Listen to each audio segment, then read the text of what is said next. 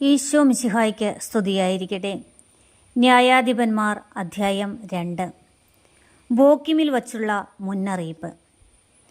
കർത്താവിൻ്റെ ദൂതൻ ഗിൽഗാലിൽ നിന്ന് ബോക്കിമിലേക്ക് ചെന്നു. അവൻ പറഞ്ഞു, നിങ്ങളുടെ പിതാക്കന്മാർക്ക് കൊടുക്കാമെന്ന് വാഗ്ദാനം ചെയ്ത ദേശത്തേക്ക് ഞാൻ നിങ്ങളെ ഈജിപ്തിൽ നിന്ന് കൊണ്ടുവന്നിരിക്കുന്നു.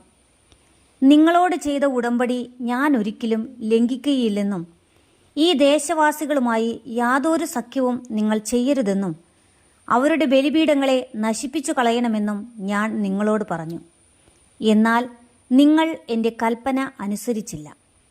നിങ്ങൾ ഈ ചെയ്തത് എന്താണ്? അതിനാൽ ഞാൻ പറയുന്നു, നിങ്ങളുടെ മുൻപിൽ നിന്ന് ഞാൻ അവരെ പുറത്താക്കുകയില്ല. അവർ നിങ്ങളുടെ എതിരാളികളായിത്തീരും. അവരുടെ ദേവന്മാർ നിങ്ങൾക്ക് കെണിയാവുകയും ചെയ്യും. കർത്താവിൻ്റെ ദൂതൻ ഇത് അറിയിച്ചപ്പോൾ ഇസ്രായേൽ ജനം ഉച്ചത്തിൽ കരഞ്ഞു. അവർ ആ സ്ഥലത്തിന് ബോക്കിം എന്ന് പേരിട്ടു. അവർ അവിടെ കർത്താവിന് ബലിയർപ്പിച്ചു. ജോഷുവയുടെ മരണം. ജോഷുവ ഇസ്രായേൽ ജനത്തെ പറഞ്ഞയച്ചു. അവർ ഓരോരുത്തരും തങ്ങൾക്ക് അവകാശമായി ലഭിച്ച ദേശം കൈവശമാക്കാൻ പോയി. ജോഷുവയുടെയും കർത്താവ് ഇസ്രായേലിന് ചെയ്ത വലിയ കാര്യങ്ങൾ നേരിട്ട് കാണുകയും ജോഷുയ്ക്ക് ശേഷവും ജീവിച്ചിരിക്കുകയും ചെയ്ത ശ്രേഷ്ഠന്മാരുടെയും കാലത്ത് ജനം കർത്താവിനെ സേവിച്ചു. കർത്താവിൻ്റെ ദാസനും നൂനിൻ്റെ മകനുമായ ജോഷുവ 110 വയസ്സിൽ മരിച്ചു. അവനെ ഗാഷ് പർവ്വതത്തിന് വടക്ക് എഫ്രായിം മലനാട്ടിൽ തിമ്നാത്ത് ഹെറസിൽ അവൻ്റെ അവകാശഭൂമിയുടെ അതിർത്തിക്കുള്ളിൽ അടക്കി. ആ തലമുറ മുഴുവൻ തങ്ങളുടെ പിതാക്കന്മാരോട് ചേർന്നു.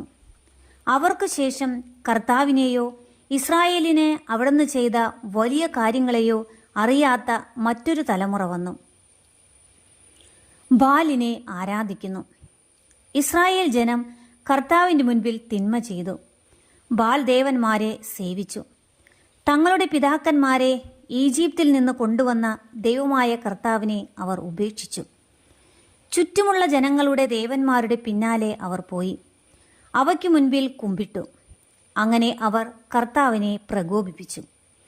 അവർ കർത്താവിനെ ഉപേക്ഷിച്ച് ബാൽ ദേവന്മാരെയും അസ്താർത്ഥ ദേവതകളെയും സേവിച്ചു. ഇസ്രായേലിനെതിരെ കർത്താവിൻ്റെ കോപം ജ്വലിച്ചു. അവിടുന്ന് അവരെ കവർച്ചക്കാർക്ക് ഏൽപ്പിച്ചു കൊടുത്തു. അവർ അവരെ കൊള്ളയടിച്ചു. ചുറ്റുമുള്ള ശത്രുക്കളുടെ ആധിപത്യത്തിന് അവരെ വിട്ടുകൊടുത്തു.